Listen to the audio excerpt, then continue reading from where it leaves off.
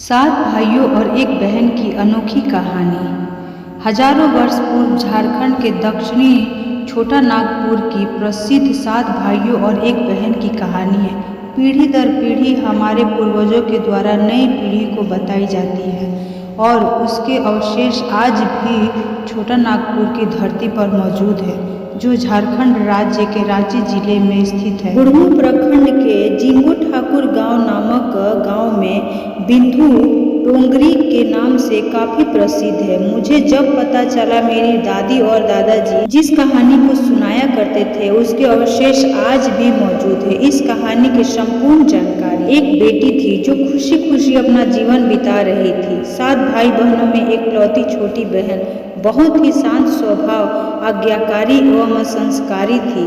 उनमें सबसे बड़े भाई का विवाह हो चुका था। सातों भाइयों में सबसे छोटा भाई एक आंखों के अंग था।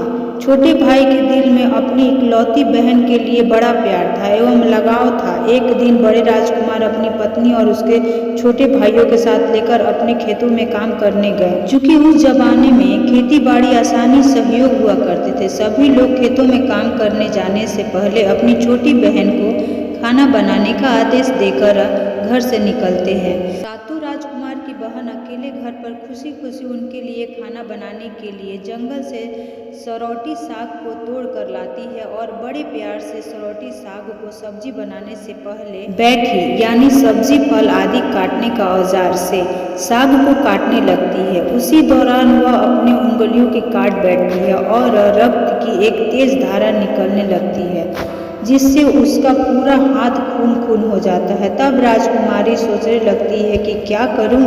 अगर घर के दीवार में खून पोंछती हूँ तो भाइयों देख लेंगे, अगर कपड़ा में पोंछती हूँ तो भाभी खून लगे कपड़े देखकर कुछ और सोचेंगी, खाना नहीं खाएंगी। राजकुमारी इस डर से सब्जी पकाने वाले छाता साग से सारा खून को पोंछकर खून को बहने से रोकती है।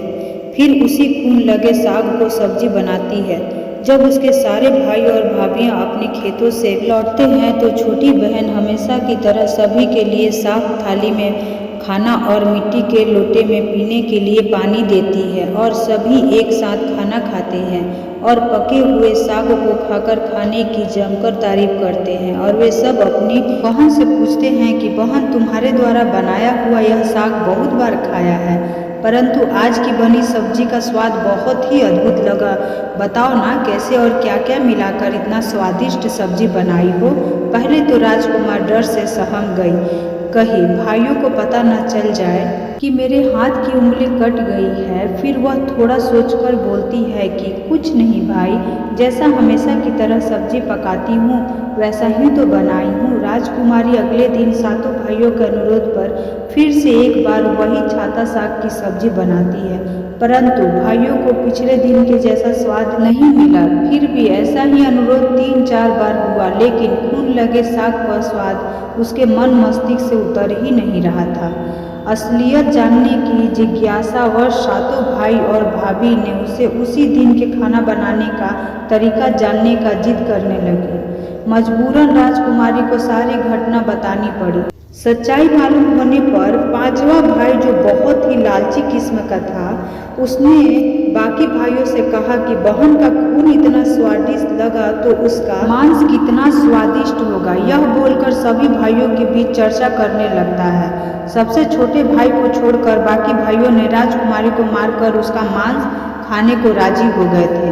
मांस खाने की सोचकर उस सभी के मुंह से लार टपकने लगा है। भाइयों के मन में स्वादिष्ट खाना पकाने के लिए वे कितना लालची बन गए, इसका अभाव राजकुमारी को हो गया था। किसी प्रकार उसके भाई उसकी मांस खाने की लालसा करते हैं। एक दिन सातों भाई शिकार खेलने के बहाने राजकुमारी को लेकर घने जंगल में लेकर जाते हैं। वहां पूर्व से निर्मित 4 केंद्र से वृक्ष एक बने मचान के बीच पहुंचते हैं, जिस पर अपनी बहन को यह झूठ बोलकर चढ़ाने के लिए बोलते हैं कि इस मचान पर जंगली जानवर तुम पर हमला नहीं कर सकेंगे। इस प्रकार सातों भाइयों अपनी बहन को मचान पर बैठाकर अपना धनुष लेकर शिकार करने को ढूंढ करके चले जाते हैं। तब राजकुमारी को पूरा अभ्यास हो चुका था कि आज उसका आखिरी दिन है, लेकिन वह चाहती थी कि उन्हें भाइयों की इच्छा पूरी हो, इसीलिए वह मचान में जाकर बैठ जाती है। अंत में राजकुमारी के साथ क्या होता है, सेकंड पार्ट जरूर देखिए।